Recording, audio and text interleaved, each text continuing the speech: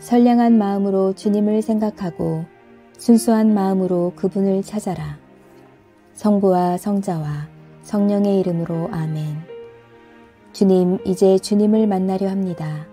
당신의 말씀을 들려주시고 당신의 말씀을 보여주시고 당신의 말씀을 만지게 해주십시오. 저를 보시는 주님의 기쁨을 느끼게 해주십시오. 저와의 만남을 기뻐하시는 우리 주 예수 그리스도를 통하여 비나이다. 아멘.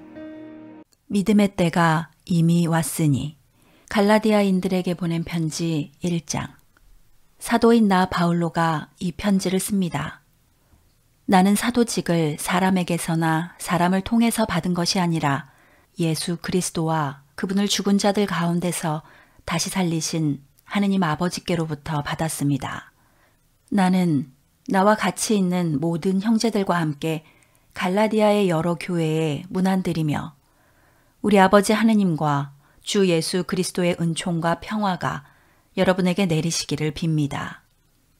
그리스도께서는 하느님 우리 아버지의 뜻을 따라 우리를 이 악한 세대에서 건져내시려고 우리 죄를 짊어지시고 당신 자신을 제물로 바치셨습니다. 하느님 아버지께서 영원토록 영광을 받으시기를 빕니다. 아멘. 그리스도의 은총으로 하느님의 자녀가 된 여러분이 그렇게도 빨리 하느님을 외면하고 또 다른 복음을 따라가고 있다니 놀라지 않을 수 없습니다. 사실 다른 복음이란 있을 수 없습니다. 다만 어떤 사람들이 여러분의 마음을 뒤흔들고 그리스도의 복음을 변질시키려 하고 있을 따름입니다. 우리는 말할 것도 없고 하늘에서 온 천사라 할지라도 우리가 이미 전한 복음과 다른 것을 여러분에게 전한다면 그는 저주를 받아 마땅합니다. 전에도 말한 바 있지만 다시 한번 강조하겠습니다.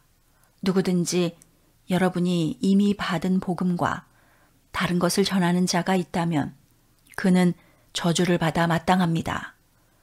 내가 지금 사람들의 지지를 얻으려고 합니까? 아니면 하느님의 지지를 얻으려고 합니까? 내가 사람들의 호감이나 사려는 줄 압니까? 내가 아직도 사람들의 호감을 사려고 한다면 나는 그리스도의 일꾼이 아닐 것입니다. 형제 여러분, 내가 전한 복음이 사람이 만들어낸 것이 아니라는 것을 분명히 말해둡니다. 이 복음은 내가 사람에게서 받은 것도 아니고 배운 것도 아닙니다. 예수 그리스도께서 직접 나에게 계시해 주신 것입니다. 내가 전에 유다교 신자였을 때의 소행은 여러분이 다 들었을 터이지만 나는 하느님의 교회를 몹시 박해하였습니다. 아니, 아주 없애버리려고까지 하였습니다.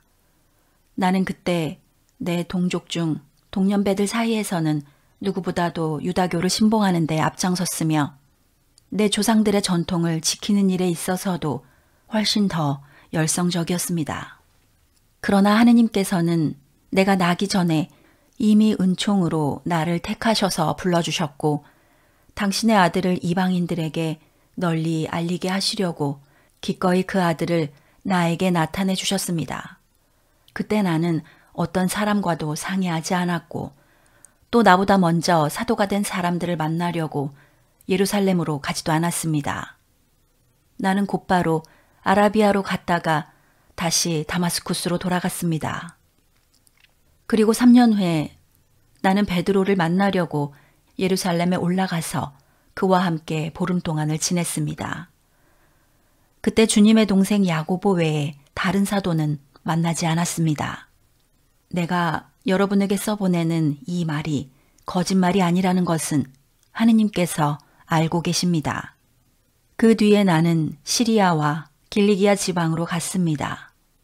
그래서 유다에 있는 그리스도의 교회들은 나를 직접 대할 기회가 없었습니다. 그들은 다만 전에 자기네를 박해하고 그 교를 없애버리려고 하던 사람이 이제는 그 교를 전파하고 있다는 소문만 듣고 있었습니다. 그리고 그들은 내가 하는 일을 두고 하느님을 찬양하였습니다. 갈라디아인들에게 보낸 편지 2장. 그리고 14년 뒤에 나는 디도를 데리고 바르나바와 함께 다시 예루살렘으로 올라갔습니다. 나는 하느님의 계시를 받고 올라갔던 것입니다. 거기에서 나는 소위 지도자라는 사람들과 따로 만나 내가 이방인들에게 전하고 있는 복음을 설명해 주었습니다. 그것은 내가 지금 하고 있는 일이나 지금까지 해놓은 일이 허사가 되지 않게 하려는 것이었습니다. 나와 동행했던 디도는 그리스 사람이었는데도 그들은 할례를 강요하지 않았습니다. 그런데 가짜 신도들이 우리를 노예로 만들려고 몰래 들어와서 그리스도 예수를 믿는 우리가 누리는 자유를 엿보고 있었으므로 실상 디도가 할례를 강요당할 위험이 없었던 것은 아닙니다. 그러나 여러분에게 전한 복음의 진리를 보존하려고 우리는 조금도 양보하지 않았습니다. 하느님께서는 사람을 겉모양으로 보지 않으시므로 소위 지도자라는 사람들이 과거에 어떤 사람들이었든 간에 나에게는 아무 상관도 없지만 그들도 나에게 어떤 새로운 제언을 한 일은 없습니다. 도리어 그들은 마치 베드로가 할례 받은 사람들에게 복음을 전하는 일을 위임받았듯이 내가 할례 받지 않는 사람들에게 복음을 전하는 일을 위임받았다는 사실을 인정하기에 이르렀습니다. 곧 하느님께서 할례 받은 사람들을 위한 사도직을 베드로에게 주신 것 같이 이방인들을 위한 사도직을 나에게 주셨다는 사실을 인정한 것입니다. 그뿐만 아니라 기둥과 같은 존재로 여겨지던 야고보와 계파와 요한도 하느님께서 나에게 주신 이 은총을 인정하고 나와 바르나바에게 오른손을 내밀어 친교의 악수를 청하였습니다. 그리하여 우리는 이방인들에게 전도하고 그들은 할례 받은 사람들에게 전도하기로 합의하였습니다. 한 가지 그들이 우리에게 요구한 것은 가난한 사람들을 기억해 달라는 것이었는데 그것은 바로 내가 전부터 열심히 해오던 일이었습니다. 그러나 계파가 안티오키아에 왔을 때 책망받은 일을 했기 때문에 나는 그에게 면박을 주었습니다. 그의 책망받을 일이란 이런 것이었습니다. 계파가 이방인 교우들과 한자리에서 음식을 먹고 있었는데 야고보가 보낸 사람들이 들어오자 그는 할례를 주장하는 그 사람들이 두려워서 슬그머니 그 자리에서 물러나갔습니다. 나머지 유다인들도 안 먹은 채 하며 계파와 함께 물러나갔고 심지어 바르나바까지도 그들과 함께 휩쓸려서 가식적인 행동을 하였습니다. 나는 그들의 행동이 복음의 진리에 맞지 않는 것을 보고 모든 사람이 보는 앞에서 계파에게 이렇게 말하였습니다. 유다인이면서 유다인같이 살지 않고 이방인같이 사는 당신이 어떻게 이방인들에게 유다인처럼 살라고 강요할 수 있겠습니까? 우리는 본래 유다인이고 이른바 이방 죄인은 아닙니다. 그러나 우리는 사람이 하느님과 올바른 관계에 놓이는 길이 율법을 지키는 데 있지 않고 예수 그리스도를 믿는 데 있다는 것을 알고 있습니다. 그래서 우리는 율법을 지킴으로써가 아니라 그리스도를 믿음으로써 하느님과 올바른 관계를 가지려고 그리스도 예수를 믿은 것입니다. 율법을 지키는 것으로는 누구를 막론하고 하느님과 올바른 관계를 가질 수가 없기 때문입니다. 그러나 만일 그리스도를 믿음으로써 하느님과 올바른 관계를 가지려고 노력하는 우리 자신이 죄인으로 드러난다면 그리스도가 죄를 조장하시는 분이란 말입니까? 절대로 그럴 수 없습니다. 만일 내가 전에 헐어버린 것을 다시 세운다면 나는 스스로 법을 어긴 사람이 될 것입니다. 나는 이미 율법의 손에 죽어서 율법의 지배에서 벗어나 하느님을 위하여 살게 되었습니다. 나는 그리스도와 함께 십자가에 달려 죽었습니다. 이제는 내가 사는 것이 아니라 그리스도가 내 안에서 사시는 것입니다. 지금 내가 살고 있는 것은 나를 사랑하시고 또 나를 위해서 당신의 몸을 내어주신 하느님의 아들을 믿는 믿음으로 사는 것입니다. 나는 하느님의 은총을 헛되게 하지는 않습니다. 만일 사람이 율법을 통해서 하느님과 올바른 관계를 맺을 수 있다면 그리스도의 죽음은 헛일이 될 것입니다. 갈라디아인들에게 보낸 편지 3장. 갈라디아 사람들이여, 왜 그렇게 어리석습니까? 십자가에 달리신 예수 그리스도의 모습이 여러분의 눈앞에 생생하게 나타나 있는데 누가 여러분을 미혹시켰단 말입니까? 한 가지만 물어보겠습니다. 여러분은 율법을 지켜서 성령을 받았습니까? 복음을 듣고 믿어서 성령을 받았습니까? 여러분은 그렇게도 어리석은 사람들입니까? 성령의 힘으로 시작한 일을 지금 와서 인간의 힘으로 마치려 드는 것입니까? 여러분이 겪은 그 모든 경험이 다 헛일이었단 말입니까? 설마 그렇지는 않을 것입니다. 하느님께서 여러분에게 성령을 주시고 여러분 가운데서 기적을 행하신 것이 여러분이 율법을 지켰기 때문입니까? 그렇지 않으면 복음을 듣고 믿었기 때문입니까? 성서에도 기록되어 있듯이 아브라함은 하느님을 믿었고 하느님께서는 그의 믿음을 보시고 그를 올바른 사람으로 인정해 주셨습니다. 그러므로 여러분은 믿음으로 사는 사람만이 아브라함의 참 자손이 된다는 것을 알아야 합니다. 하느님께서는 이방인들도 믿기만 하면 당신과 올바른 관계를 가지게 해주시라는 것을 성서는 미리 내다보았습니다. 그래서 성서는 아브라함에게 너로 말미암아 만 백성이 복을 받으리라 는 복음을 미리 전해주었던 것입니다. 그러므로 믿음으로 사는 사람들은 믿음의 사람 아브라함과 함께 복을 누리는 것입니다.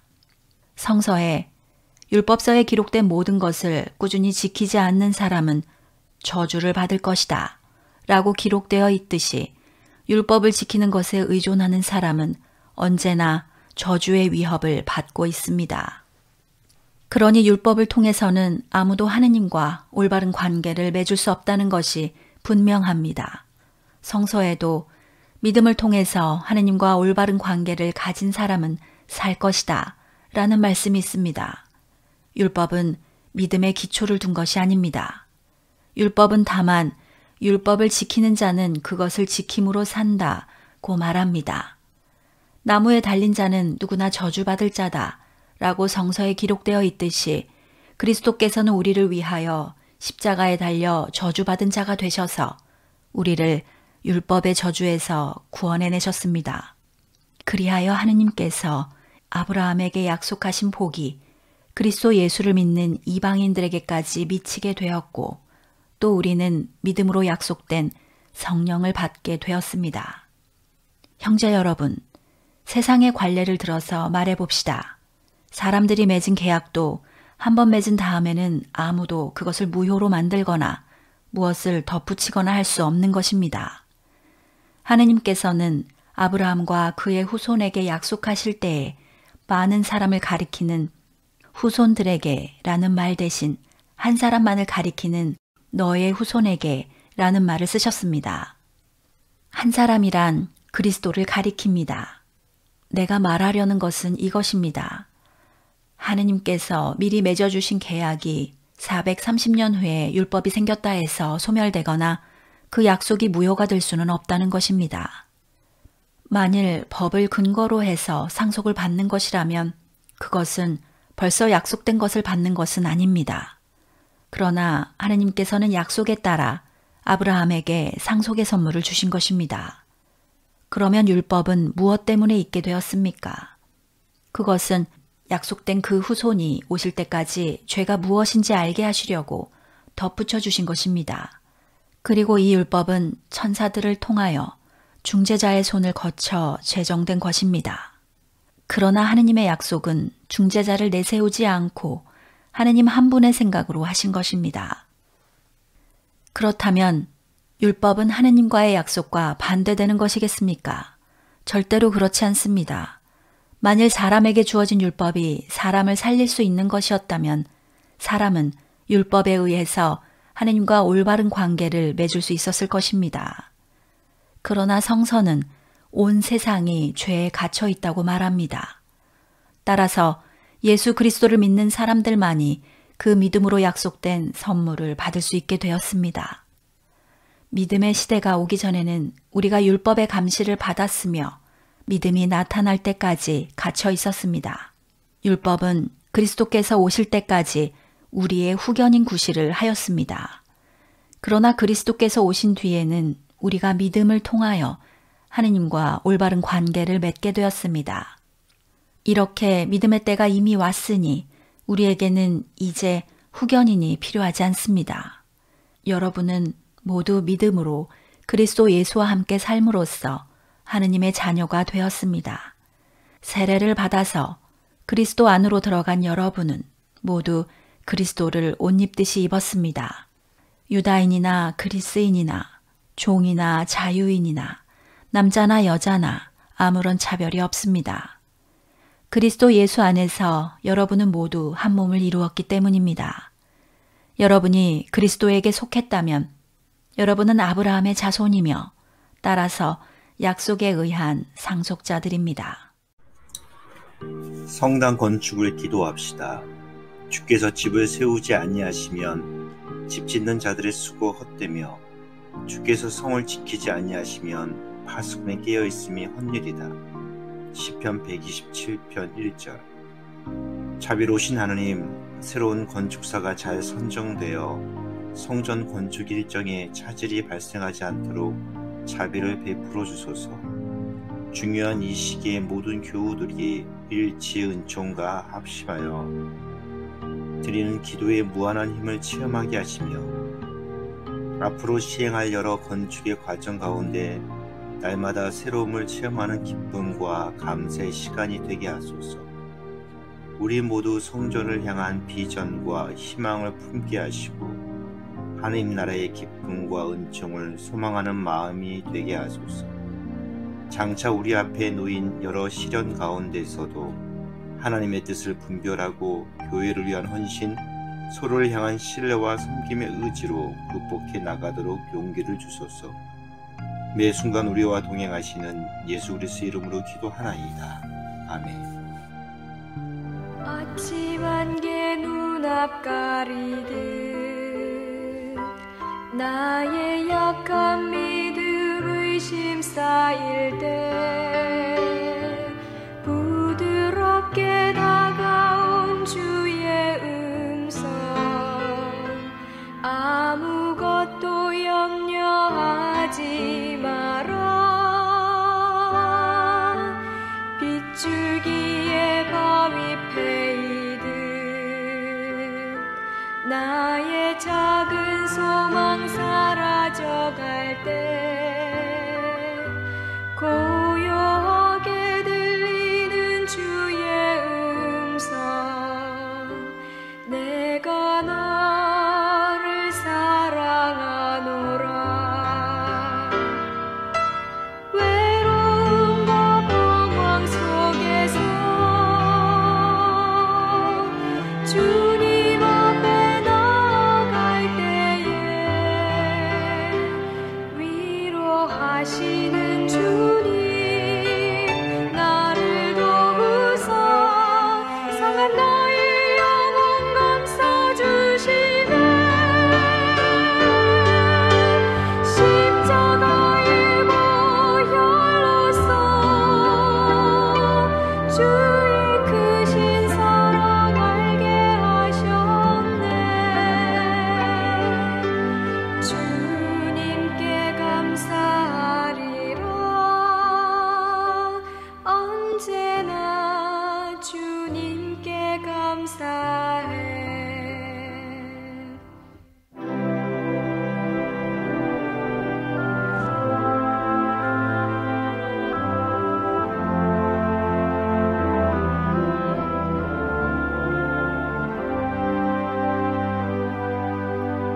아침 안개 눈앞 가리듯